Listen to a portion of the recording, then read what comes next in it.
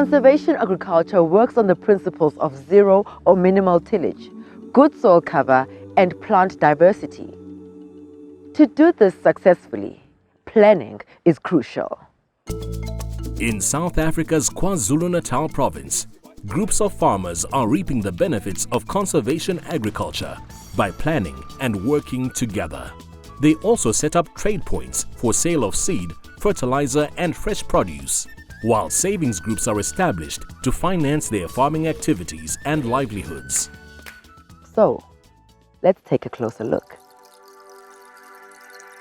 Before planting, the ideal is to do a soil sample to see whether lime is needed to reduce soil acidity.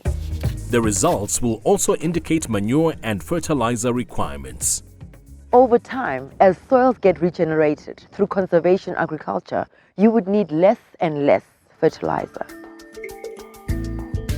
To plan your planting, field layouts should be drawn up to indicate how crops will be rotated in the different seasons. It is important to include as much plant diversity as possible. Plots are then measured out according to each plan and laid out using poles and string. Weeds need to be controlled before planting and also managed after planting. This can be done through soil cover, weeding with a hoe, or herbicides. There are various types of planting that works well with conservation agriculture. None of these require any plowing.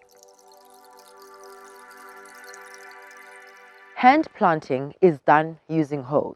Basin planting is ideal for maize, while legumes like beans do better in furrows. To do furrow planting, lime is applied in a strip and furrows dug on the line. Manure and, if needed, fertilizer are added before planting the beans and covering with soil. For basin planting, the basins should be dug 50 centimeters apart and 15 centimeters deep. Lime, manure, and, if needed, fertilizer are added before placing 2 to 3 seeds in each basin and covering the basin with soil. Different types of hand planters are available. Wheel planters can be used for different crops, from maize and beans to small seeded crops. Jab planters can handle both seed and fertilizer, while hand hoe planters can be used for different seed sizes, while also including fertilizer. The types of animal-drawn no-till planters vary from the more basic to those with springs and wheels designed to make handling easier.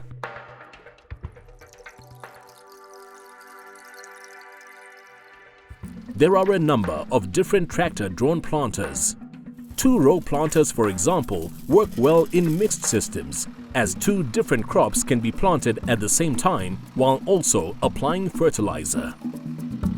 It is important to understand that conservation agriculture is an integrated process.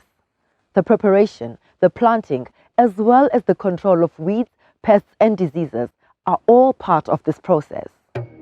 Practices such as mulching, crop rotation, mixed cropping and cover crops play an important role in suppressing weeds. Here, close spacing is important. Pest and disease control should also be done using an integrated approach. This in time would minimize the need for chemicals. Ultimately, conservation agriculture is about using methods that save you money while saving your soil.